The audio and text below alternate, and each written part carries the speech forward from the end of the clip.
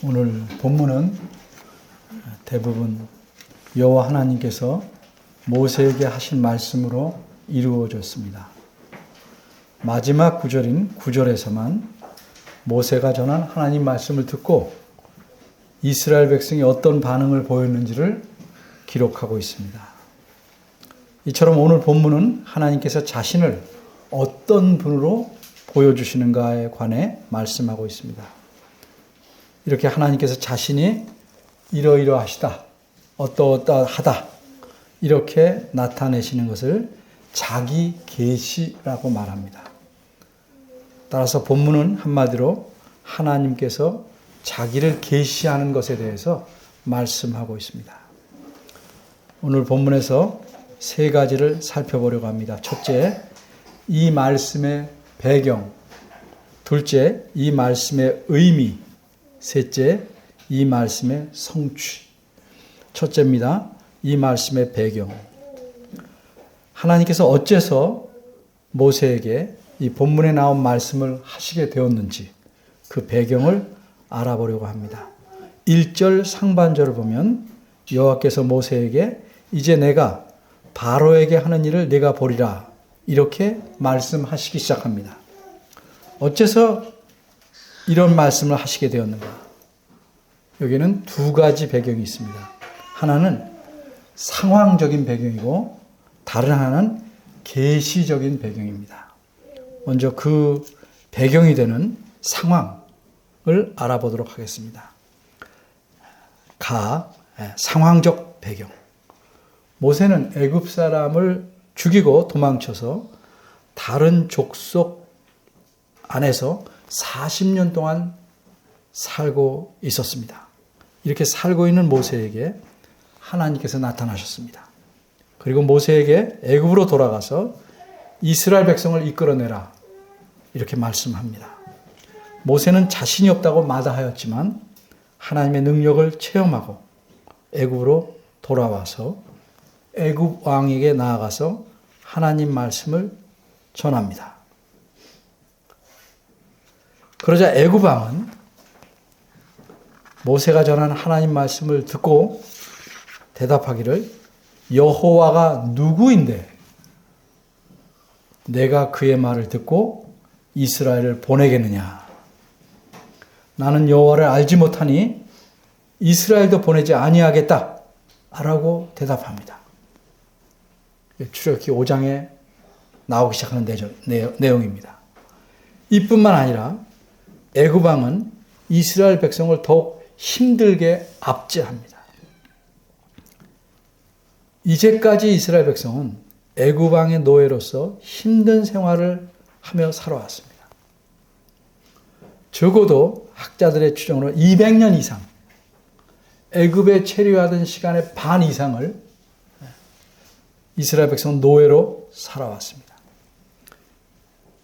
이 당시에 이스라엘은 매일 자기들에게 할당된 숫자의 벽돌을 만들어야 했습니다. 물론 벽돌을 만들 재료는 제공했습니다.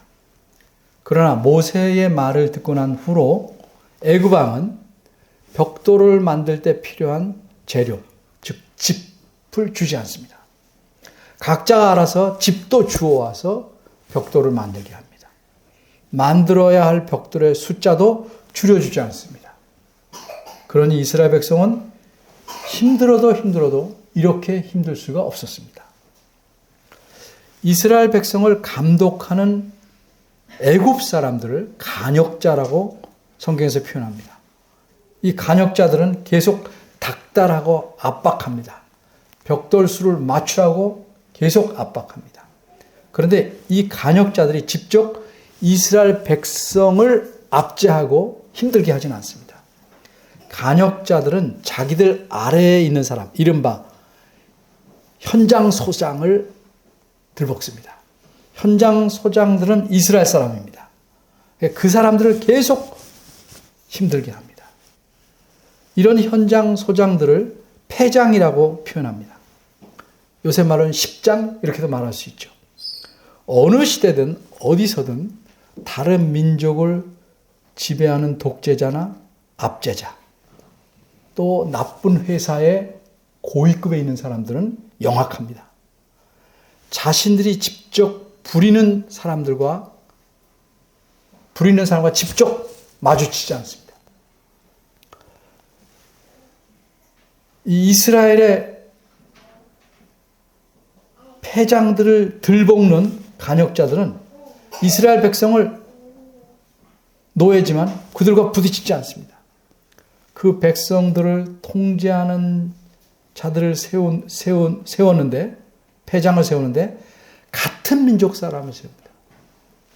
그래야 백성들에게 작업 지시도 원활하게 전달할 수 있고 백성들의 원망을 한층 무마시키는 데도 도움이 되는 등 여러 가지 유리한 점이 있기 때문입니다.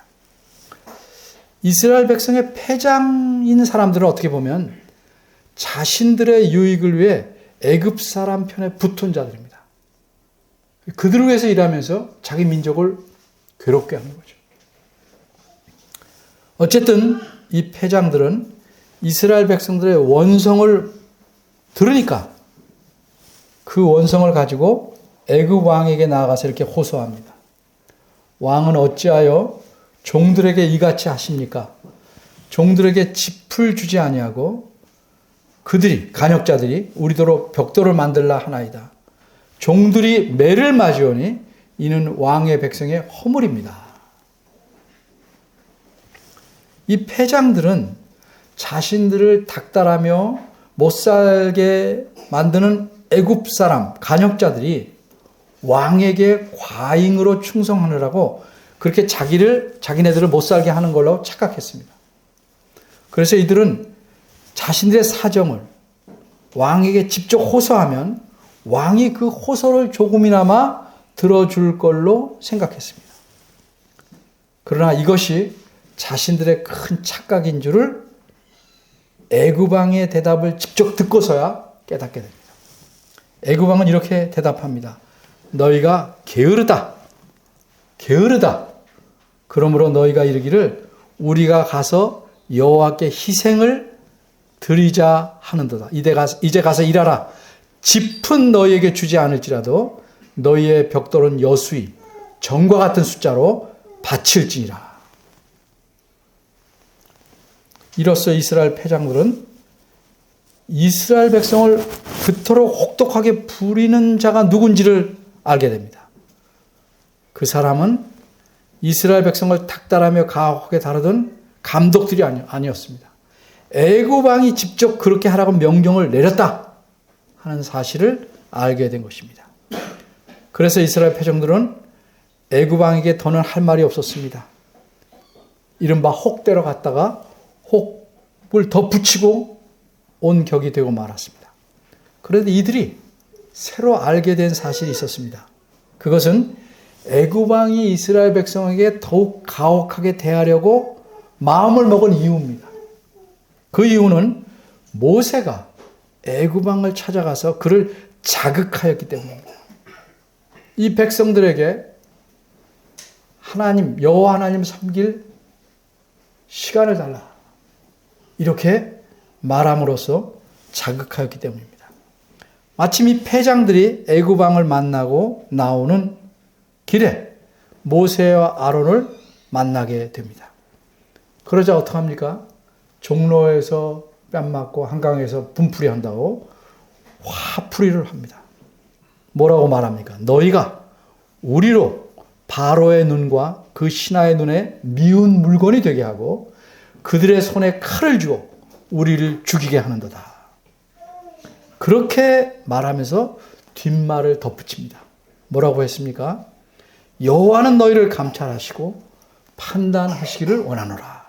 이 말이 무슨 뜻입니까? 쉽게 말해서 이스라엘 백성을 힘들게 만들고 그래서 우리까지도 힘들게 만든 너희, 즉 모세와 아론에게 하나님께서 책임을 물으셔서 벌 주시길 바란다. 이런 뜻입니다.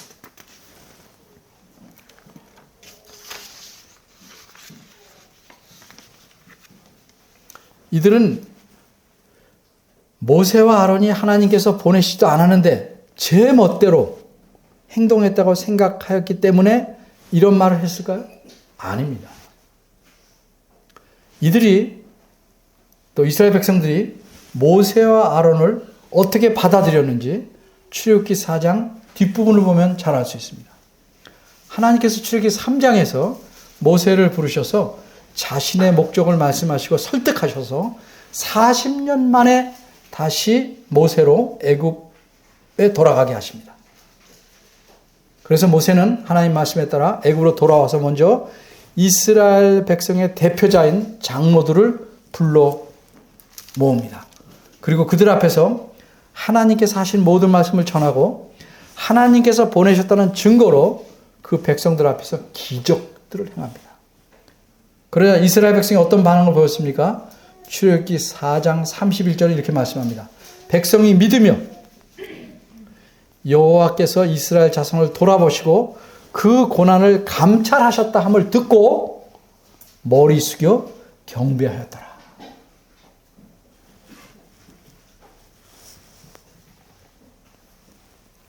이런 태도를 취했던 사람들이 이제는 모세와 아론을 탓하며 원망하며 하나님께서 벌 주시기를 바라고 있습니다. 이들의 말과 태도에서 우리가 알 수 있는 사실은 무엇입니까? 한마디로 달면 삼키고 쓰면 뱉는다 하는 점입니다. 이들은 하나님의 약속이나 계획 이거에 크게 신경 쓰지 않습니다. 자기 생활에 지장이 있고 불평이 생기면 투덜댑니다. 현실에서 고통이나 고난이나 손해가 오면 원망합니다. 한편 이런 상황에 처한 모세는 어떠했습니까? 모세는 자신의 속상함을 여호와께 이렇게 하소연합니다. 출애굽기 5장 22절과 23절입니다. 주여 어찌하여 이 백성으로 학대를 당케 하셨나이까? 어찌하여 나를 보내셨나이까? 내가 바로에게 와서 주의 이름으로 말할 때부터 그가 이 백성을 더 학대하며 주께서도 주의 백성을 구원치 아니하시나이다. 아마 모세는 자신이 여호와의 말씀을 애굽 왕에게 전하면 애굽 왕이 이스라엘 백성에게 유리한 어떤 조치라도 내릴 것이라고 판단한 듯이 보입니다. 그런데 상황은 오히려 악화되었습니다. 이스라엘 백성은 더 심한 압제를 받게 되었습니다. 모세가 여호와의 말씀대로 전한 말씀, 그것이 오히려 하나님의 백성을 더 힘들게 만들었습니다. 이때 심정을 우리도 가끔 경험하죠. 내가 잘하려고 했는데 오히려 악화된 경우. 남한테 뭐가 잘하려고 하는데 오히려 그게 더 멀어지게 만드는 경우. 그런 경우도 다 경험했을 거예요. 그때 심정이 작은 예지만 모세의 심정과 다 있을 겁니다. 바로 이런 배경에서 여호와께서는 모세에게 오늘 본문의 말씀을 하시게 된 것입니다. 그럼 여호와께서는 이런 모든 일이 일어날 것을 내다보지 못하시고 모세를 보내셨을까요? 아닙니다. 그러기에 하소연하는 모세에게 하나님은 자신의 계획을 알려주십니다. 이것이 오늘 본문인 6장 1절부터 시작되는 말씀입니다. 이렇게 상황을 보면 본문의 말씀을 하나님께서 하시게 된 것은 모세가 이렇게 하소연하는 것 때문에 말씀하게 됐지만 실은 이보다 먼저 여호와 하나님께서 계획하고 생각하고 계셨던 일이 있습니다. 그것은 하나님께서 자신이 누구신지를 분명하게 보이시려는 계획입니다. 따라서 이제는 이런 여호와의 자기 계시의 배경이 어떠한지를 살펴보겠습니다. 가가 상황적 배경이었고 계시적 배경입니다. 이제 다시 우리는 여호와께서 모세를 부르시던 이야기로 돌아갑니다. 여호와께서 모세에게 애굽으로 돌아가서 이스라엘 백성을 구출해내라고 말씀합니다. 그러자 모세는 돌아가지 않을 구실만 만듭니다. 그래서 모세는 하나님께 이렇게 말씀드립니다. 내가 누구간데 애굽 왕 바로에게 가며 이스라엘 자손을 인도하여 애굽에서 인도하여 내리일까?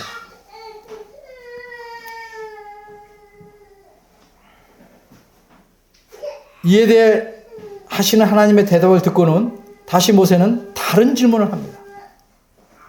내가 이스라엘 자손에게 가서 이르기를 너희 조상의 하나님이 나를 너에게 보내셨다고 하면 그들이 내게 묻기를 그분의 이름이 무엇이냐 하리니 그때 내가 무엇이라고 그들에게 대답하리까?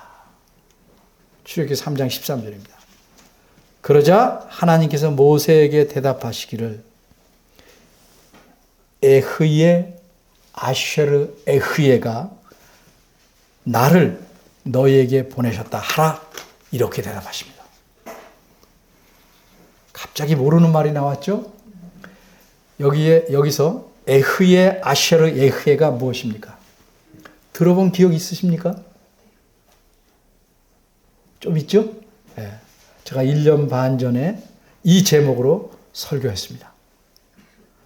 근데 그 내용을 기억하기가 쉽지 않습니다. 조금 더 말씀드리겠습니다. 2번 들으면 그때보다 훨씬 이해가 좋아질 겁니다. 근데 그 말씀의 의미를 아는 것이 매우 중요합니다. 성경 전체를 이해하는데 더 가깝게는 출애굽기를 이해하는데 매우 중요한 단서가 됩니다. 방금 본 출애굽기 3장 13절에서 모세는 내가 이스라엘 자손에게 가서 이르기를 너희 조상의 하나님이 나를 너에게 보내셨다 이렇게 말하면 그는 내가 물을 겁니다. 그의 이름이 무엇이냐 이렇게 물을 텐데 그때 내가 무엇이라고 그들에게 대답할까요? 라고 물었습니다. 이것은 비록 모세가 가기를 머뭇거리며 가능하다면 피해보려는 마음으로 질문했다고 할지라도 이건 합리적인 질문입니다. 모세는 어릴 적 젖 먹던 시절 동안만 이스라엘 자손들이 거주하던 지역에 살았습니다. 그 후로는 애굽 궁전에서 지냈습니다. 그리고 그 후 40년 동안 광야에서 양을 몰며 살았습니다. 그러니까 거의 80년을 이스라엘 자손과 떨어져서 격리돼서 살았던 셈입니다. 이런 상황에서 모세가 이스라엘 자손들에게 가서 대뜸 하나님께서 나를 너에게 보내셨다 이렇게 말한다면 이스라엘 백성 누가 그의 말을 액면 그대로 믿겠습니까? 전혀 믿을 리가 없죠. 그래서 모세는 그들이 반드시 과연 모세를 하나님께서 보내셨는지 안 보내셨는지를 알 수 있는 근본적인 질문을 하려고 모세가 판단했습니다. 그리고 그 질문이 뭐냐면 이스라엘 백성이 이렇게 물을 겁니다. 그래? 그렇다면 너를 우리에게 보내신 그 하나님의 이름이 뭐냐? 이렇게 물을 것이다. 합리적인 질문입니다. 그런데 여기서 하나님의 이름을 묻는다. 이때 하나님 이름은 무엇인가? 단순히 여호와라는 이름 석자를 가리키는 것이 아닙니다. 단순히 이 석자, 하나님의 이름만을 묻는 것이라면 하나님께서 보내시지 않은 사람도 미리 조사하면 알 수 있습니다. 대답하기 매우 쉬운 질문입니다. 예를 들어서 어떤 사람이 여러분에게 찾아와서 미문교회 목사님이 나를 보내서 왔다. 여러분이 말하면 여러분이 과연 그런지를 알기 위해 물을 겁니다. 그의 이름이 무엇이냐? 이렇게 묻는다면 그 사람은 쉽게 대답할까요? 말까요? 쉽게 대답할 수 있을 겁니다. 왜? 여러 정보에서 제 이름 정도는 알죠. 남에게 들어서도 알 수 있고 우리 교회에서 매주 나오는 주보를 보고도 알 수 있고 인터넷을 통해서도 알 수 있고 이런저런 방법으로 어렵지 않게 알 수 있습니다. 이처럼 이스라엘 백성이 모세에게 물어본 질문은 단순히 이름 석자 그 이름을 물어본 게 아닙니다. 그 이름에 담긴 본질적인 의미를 물어보는 질문입니다. 그런데 과연 그런 질문이 과연 그런 의미로 묻는 것인지 아닌지는 누가 알 수 있어요? 하나님께서 하신 대답을 보면 알 수 있습니다. 하나님께서 이 질문에 어떻게 대답하셨는지 14, 15절에서 나타나는데 길게 말씀하십니다. 그럼 여러분 이렇게 생각하죠? 차라리 그런 모세가 하나님에게 하나님의 본질이 무엇이냐 이렇게 물으면 내가 뭐라고 그러죠? 이렇게 묻지 않고 이름이 무엇이냐 물으면 어떡하죠? 왜 이렇게 물었는가? 우리는 그렇게 생각할 수 있어요. 우리식으로 생각하지 말고 성경식으로 자꾸 생각해야 돼요. 그래서 예를 하나 들겠습니다. 어떤 모르는 사람이 길에서 길을 잃은 듯이 보이는 어린애에게 내 이름이 뭐냐? 이렇게 물을 때는 그 이름 자체를 묻는 것일 수도 있죠. 그런데 아버지가 자기 자녀가 낙심해서 울고 있을 때 자기 자녀가 내 이름이 뭐냐? 이렇게 묻는다면 이름 자체를 묻는 건 아닙니다. 이 자녀의 이름은 뭐냐면 용기예요. 용기. 김용기. 그러니까 아버지가 이 경우에 내 이름이 뭐냐 묻는 것은 그 이름에 걸맞게 용기를 내라. 네 이름을 생각하고 용기를 내라. 이런 의도로 묻는 질문일 수 있단 말이죠. 이와 비슷하게 이름이란 말에는 이름 자체뿐 아니라 그 이름을 가진 분의 성격과 본질을 포함하는 겁니다. 그렇게 본질이 무엇이냐 이렇게 묻는 것보다 이름이 무엇이냐고 묻는 것이 더 포괄적이고 효과적입니다. 이스라엘 자손들은 자기 조상의 하나님 이름이 여호와이신 줄을 충분히 알고 있습니다. 이름 석자는 충분히 알아요. 다만 그 여호와가 어떤 분인지에 대해서는 충분히 알지 못했어요. 이제 우리 본문을 더 공부하면 제 말이 사실임이 드러날 겁니다. 따라서 이스라엘 백성이 모세에게 물어볼 만한 질문은 이름 석자를 물어보려고 질문하지는 않는다는 거죠. 어쨌든 모세가 이렇게 질문하자 하나님께서는 이렇게 대답합니다. 우리말 출애굽기 3장 14절입니다. 여기 잘 보셔야 됩니다. 나는 스스로 있는 자니라. 너는 이스라엘 자손에게 가서 스스로 있는 자가 나를 너에게 보내셨다 하라. 이렇게 대답하셔요. 이 말씀을 보면 하나님께서 모세의 질문에 대해 자기 이름을 뭐라고 그랬어요? 스스로 있는 자다. 이렇게 대답하신 것처럼 우리말엔 되어 있습니다. 근데 하나님께서 스스로 있는 자라고 대답하신 것이 질문의 의도에 맞는지 우리는 생각해 봐야 합니다. 모세의 질문은 하나님의 이름과 거기에 담긴 본질, 의미를 묻는 것이지 하나님께서 어떻게 계시게 되었는지, 어떻게 존재하게 되었는지를 묻는 질문이 아닙니다. 하나님은 스스로 계신 분인지 다 알아요.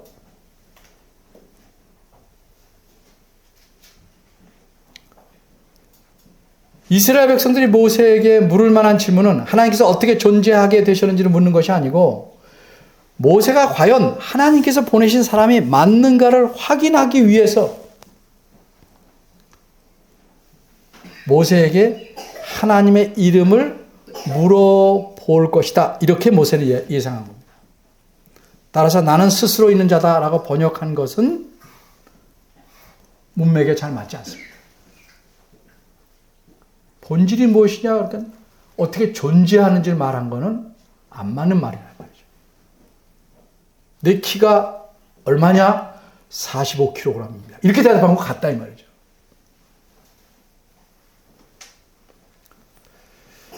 그럼 나는 스스로 있는 자라는 표현을 우리는 어떻게 이해해야 바람직하겠는가? 이 표현의 원문이 에흐예, 아쉐르 에흐예입니다. 어렵지 않죠? 에흐의 양쪽이 같아요. 아쉐르만 하나 알면 돼요. 에흐예, 아쉐르, 에흐예. 우리말 성경 표준 세번역 개정판에는 14절에 이렇게 번역했습니다. 하나님이 모세에게 대답하셨다. 나는 곧 나다. 이렇게 번역했어요. 나는 곧 나다. 너는 이스라엘 자손에게 이르기를 나라고 하는 분이 너를 그들에게 보냈다라고 해라. 너무 짧게 번역했죠? 에흐의 아쉐르에를 나 이렇게 돼. 나. 번역에 어려움이 있는 거죠. 그러면 이제 문맥에 따라서 에흐의 아쉐르에의 의미를 차근차근히 생각해 보겠습니다. 우리는 이게 깊이 생각해야 돼요. 히브리어를 모르니까. 그러나 이스라엘 사람들은 이 말에 대해서 금방 무슨 뜻인지 온다 이 말이에요. 근데 우리는 좀 설명을 해요. 다른 시사적인 예를 들겠습니다. 최근에 어떤 나라가 자기 나라의 이름을 바꿉니다. 바꾸려고 신청했어요. 그 나라 이름은 터키예요. 터키. 어떻게 바꾸냐면 튀르키예라고 바꾸려고 합니다. 튀르키예. 터키가 익숙한데? 근데 터키 사람들은 굉장히 기분 나쁘게. 미국에 가서 터키라고 하면 나라부터 떠오르지 않습니다. 미국 사람 터키 그러면 칠면조 먼저 생각합니다. 칠면조. 터키예요. 칠면조가. 그리고 좀 나쁜 은어는 아닌데 그래도 고급스럽지 않은 은어로 터키라고 그러면 비겁한 사람. 좀 쪼다 라는 뜻이에요. 또 우스갯소리로 그래. 너 쪼다야. 우리 이렇게 말하듯이 You are a turkey. He is a turkey. 이렇게 말합니다. 네. 미국에 들어가 친하려고 저는 아예 I'm a turkey 이렇게 지냈어요. 그러니까 오히려 마음을 열더라고요. 내가 쪼다라는데 뭐라고 하겠어요. 그죠? 네. 실수를 좀 해도 그냥 웃고. 네. 그러니까 터키란 말이 나라 이름을 공부할 땐 터키가 터키지만 보통 얘기할 땐 칠면조 아니면 이렇게 비겁한 자, 약간 멍청한 자로 이해합니다. 그러니까 터키라는 나라에서 그렇게 자기 나라 이름이 쓰이니까 좋겠어요? 고민하다 오죽하면 나라 이름을 튀르키예라고 바꿉니다. 튀르키의 의미는 터키어로 용감한 자입니다. 전 잘한 결정이라고 생각합니다. 어쨌든 자기 나라 말을 들으면 먼저 떠오르는 개념이 있다. 그러니까 에흐예, 아쉐르, 에흐예를 자꾸 설명하는 이유가 뭐 어려운 거 설명해? 성경이 말씀하는 그 뜻을 우리가 잘 알아야 성경을 이해하기 때문에 알아야 됩니다. 제가 전에 그렇게 말씀했어요. 아파트 이름 뭐 긴 거 다 알고 영어 얼마나 거 다 일상생활 쓰면서 왜 아쉐르 예흐의 아쉐르 예흐에는 어렵다고 그러냐 이게.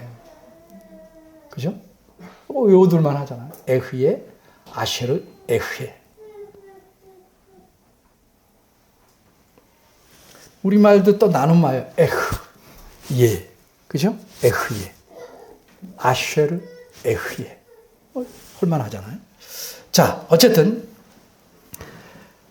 본질이 하나님의 이름, 즉 본질이 무엇이냐고 묻는 모세에게 하나님이 자신이 어떤 분이냐를 에흐예 아쉐르 에흐예라고 말씀하시고 14절 뒷부분에서는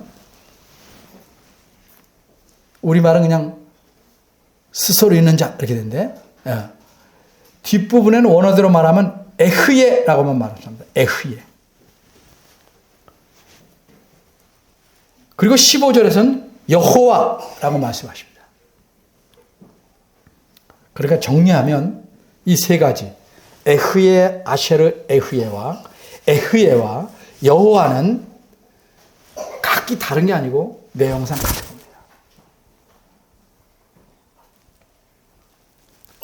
에흐예는 에흐예, 아쉐르, 에흐예라는 9글자를 줄여서 간단히 말한 겁니다.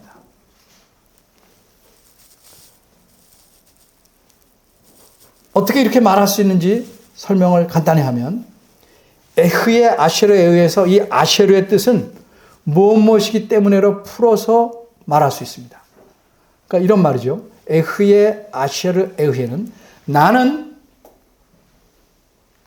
나이기 때문에 나는 에흐예이기 때문에 내 이름은 에흐예이다. 이런 뜻이에요. 나는 에흐예이기 때문에 내 이름은 에흐예다. 그래서 14절 하반절에서는 하나님께서 단지 에흐예만 사용하여 말씀하신 겁니다. 그럼 15절의 여호와는 어떻게 이해되는가?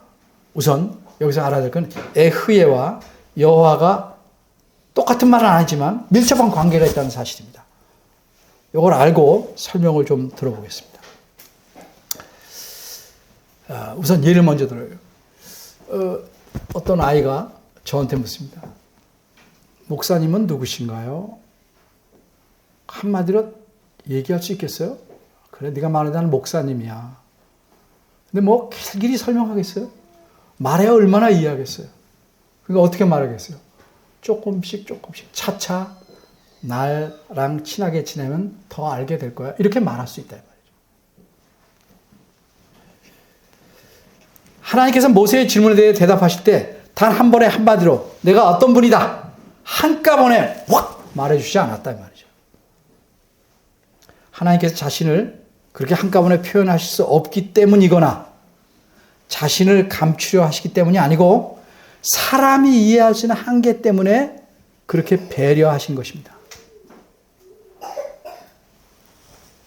일반적으로 사람은 어떤 사실에 관해 듣고서 어떻게 생각하십니까? 자신이 이렇게 집중해서 들었고 다 이해했으니까 다 알았다.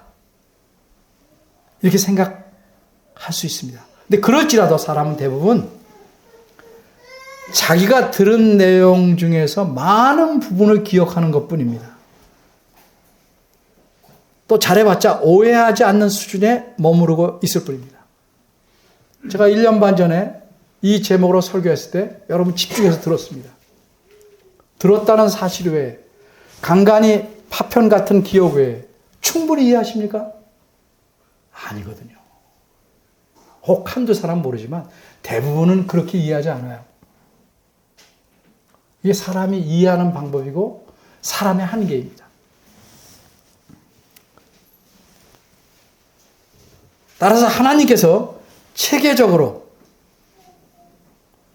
지적인 능력을 키우는 학습을 하지 않은 사람, 더구나 특별히 평생 종노릇하며 살아왔던 이스라엘 백성에게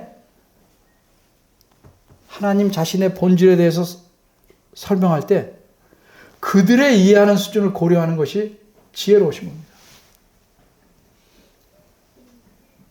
이렇게 설명하는 게 다른 교회에서는 전혀 통하지 않을 뿐더러 여기 있는 어린이들에게 무척 어려울 줄 알아요. 그러나 자꾸 들으면 훨씬 좋아지는 거예요. 어른이 아이들이나.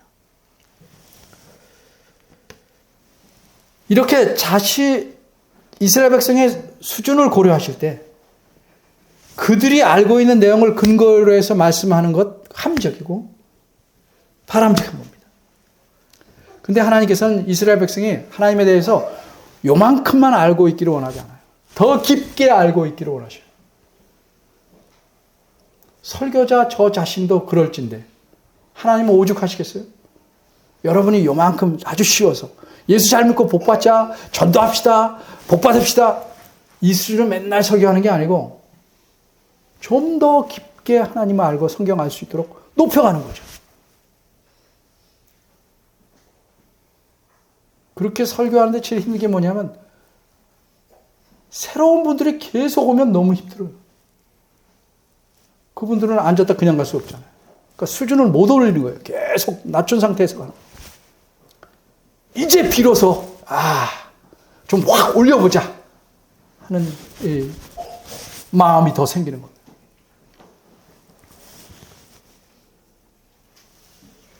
이스라엘 백성이 하나님을 더 깊게 알게 하시는 계획을 갖고 계시는데 이 계획을 말씀하기 시작한 것이 바로 오늘 본문입니다. 이제 어떤 계획인지 우리가 더 앞으로 배우겠습니다만. 근데 이 하나님에 대한 더 깊은 지식은 이스라엘 백성이 앞으로 하나님이 행하시는 위대한 면들을 경험함으로써 얻을 수 있는 것입니다. 현재 이스라엘 백성이 하나님에 대해서 갖고 있는 그 진리의 계시의 양은 매우 빈약합니다.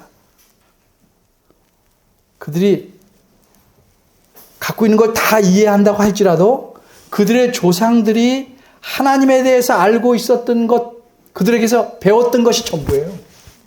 그래서 오늘 본문에 보면 뭐라고 말해요? 좀 현재로는 이상하지만 뭐라고 말씀해요? 3절에 내가 아브라함과 이삭과 야곱에게 전능의 하나님으로 나타났으나 나의 이름을 여호와로는 알리지 않았다. 이렇게 말씀해요. 아, 이게 무슨 말이에요? 그렇죠? 그들은 분명히 여호와라는 이름을 알았어요. 다음 시간 더 살펴볼 거예요. 근데 하나님께서 족장들에게 주로 알린 건 뭐예요? 하나님은 어떤 분이다? 전능의 하나님이시다. 이제는 앞으로는 내가 여호와임을 알리겠다 이 말이죠. 이걸 우리가 좀 어려운 말로 계시의 발전이라고 말해요.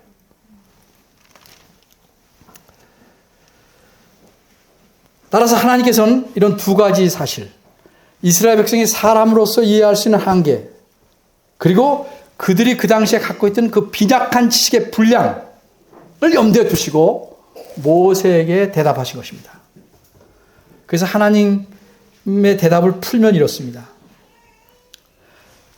앞으로 너희가, 이스라엘 백성이 나를 더 자세히 알 수 있도록 내가 하겠지만,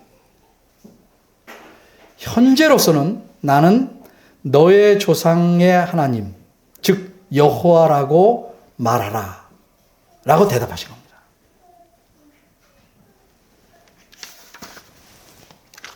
따라서 하나님의 대답, 출애굽기 3장 13절부터 15절까지 13절 질문에 대해서 14, 15절에서 말씀하는 대답의 내용은 이렇습니다. 앞으로 더 알려주겠다. 이게 에흐의 아쉐르 에흐입니다. 즉 계시하겠다 말씀하신 부분과, 두 번째는 현재로서는 나는 너희 조상의 하나님 여호와다. 이렇게 말씀하신 부분으로 구성된 것입니다. 더 설명이 긴데 복잡한 부분은 생략하고, 에흐의 아쉐르 에흐의 의미를 풀어 말하면, 나는 이제껏 내가 한 일들을 통해 조상들에게 보여준 것 같은 그런 하나님이다. 그런데 앞으로 또한 내가 행할 일들을 통해서 더 드러나게 될 그런 또 하나님이다. 이런 얘기예요. 바꿔 말하면 하나님께서 너희는 내가 너희 조상들에게 계시해 준 내용을 통해서 현재 나의 한 면만을 알고 있으나 앞으로 내가 너희에게 계시할 내용을 보고 나를 더 깊이 알 수 있게 될 것이다. 라고 말씀하신 것이 에흐의 아쉐르 에흐에 담긴 의미입니다. 풀어 설명하라고 굉장히 길어졌어요. 네. 따라서 에흐의 아쉐르 에흐에는 어떻게 하나님께서 존재하시게 되었는지를 말하는 것이 아니고, 하나님께서 자신을 더 드러내심으로써 하나님을 더 알게 될 것이라는 의미입니다. 문법적인 설명을 해야 되는데 이건 좀 생략했습니다. 왜 그런지는. 이것은 하나님께서 앞으로 자신을 더 알려주시려는 계시적인 뜻을, 계획을 알려주는 표현입니다. 이게 오늘 본문의 계시적 배경입니다. 그래서 오늘 본문을 보면 하나님께서 자신이 어떤 분이신지를 알려주시겠다고 말씀한 겁니다. 그래서 오늘 본문 이후로 너희가 혹은 누가 여호와를 알리라는 표현이 계속 나오고, 여호와를 알리라. 바로가 뭐라 했죠? 나 여호와 모른다. 그래, 내가 누군지 알려줄게. 또 이스라엘 백성 너희도 내가 누군지 알려줄게. 여호와를 알리라 하는 말이 계속 나오게 됩니다. 자, 여기까지 오늘은 정리하고 마무리합니다. 오늘 본문의 일부를 우리가 살펴봤어요. 우리가 알 수 있는 사실은 무엇입니까? 사람들을 여차하면 자신의 어려움에 대해 어떻게 합니까? 남을 탓하기가 익숙합니다. 심지어 모세까지도 이렇게 말하면서 하나님께 불평합니다. 주여 어찌하여 이 백성으로 학대를 당케 하였나이까? 하나님이 학대케 하셨나요? 어찌하여 나를 보내셨나이까? 보내셨죠. 이 해답은 또 다음에 할게요. 게다가 하나님께서는 아무런 대안이나 해결도 해주시 않는다고 모세는 말하며 원망합니다. 모세가 한 말을 직역하면 출애굽기 5장 23절, 당신께서도 당신의 백성을 구원치 아니하시나이다. 왜 이런 남 탓, 심지어 하나님에 대해서 탓하며 불평과 원망이 나옵니까? 한마디로 하나님을 제대로 알지 못하기 때문입니다. 좀 더 자세히 말하자면 하나님의 계획, 하나님께서 일하시는 방식, 하나님의 성품 등을 올바로 알지 못하기 때문입니다. 사람은 자신의 기준과 시각으로 하나님을 바라보고 하나님을 판단하려고 합니다. 남에 대해서뿐만 아니라 하나님에 대해서도 그렇게 한다 이 말이죠. 그러나 믿음이 성숙하면 하나님의 시각으로 나 자신을 보기 시작합니다. 그리고 내가 하나님의 마음을 품기 시작하는 겁니다. 이게 믿음의 성숙의 표현입니다. 이렇게 성숙하려면 어떻게 해야 됩니까? 하나님을 올바로 알아야 됩니다. 그럼 어떻게 우리가 하나님을 올바로 알아갈 수 있습니까? 하나님 말씀인 성경을 부지런히 읽고 바르게 공부해서 알아갈 수 있습니다. 그런데 이것만으로는 부족합니다. 하나님 말씀대로 순종하기에 힘써야 합니다. 그저 성경을 읽어 아는 것만으로는 부족합니다. 이스라엘 백성이 처음에는 모세가 전한 말씀, 하나님 말씀에 어떻게 반응했습니까? 출애굽기 아까 앞에서 읽었는데 5장 31절에서 알 수 있지. 백성이 믿고 모세가 전한 하나님 말씀 뭐예요? 이스라엘 자손 돌아보셨고 고난을 감찰했다는 말 듣고 감사해서 머리를 숙여 경배했습니다. 그런데 이랬던 하나님 이스라엘 백성이 하나님 말씀을 다시 전하자 어떻게 반응한 줄 아십니까? 오늘 본문 9절입니다. 모세가 이와 같이 이스라엘 자손에게 하나님 말씀을 전하나 그들의 마음의 상함과 역사의 혹독함, 일하는 것의 혹독함이 인하여 모세를 듣지 아니하였더라. 하나님 말씀 안 들어요. 자기 상황이 달라지면 안 들어요. 자신이 힘들면, 자신의 기대대로 안 되면 하나님을 거절합니다.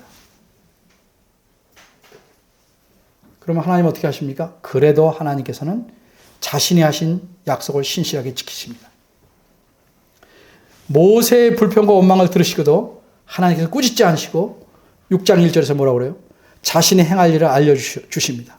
이게 하나님의 대답입니다. 6장 1절 이제 내가 바로에게 하는 일을 네가 보리라. 강한 손을 더함으로 바로가 그들을 보낼 것이다. 내가 그렇게 하겠다. 여러분 부탁합니다. 어렵고 힘들수록 신실하신 하나님 바라보고 더 든든하게 의지하시기 바랍니다. 여러분의 기대와 다르게 전개돼도 하나님은 신실하게 자신의 약속을 지키십니다. 견뎌내셔야 합니다. 인내하셔야 합니다. 그렇게 되면 하나님을 더 많이 알고 감사하며 더 신뢰할 수 있게 될 것입니다. 기도하겠습니다. 은혜로우신 하나님, 저희가 어린아이 같은 신앙에서 이제 벗어나서 하나님의 뜻 안에서 하나님 신뢰하며 모든 것을 견디고 이겨내고 더욱 하나님 붙잡는 하나님의 자녀가 되기를 원합니다. 저희를 도와주시고 깨우쳐 주시고 붙잡아 주옵소서. 예수님의 이름으로 기도합니다. 아멘.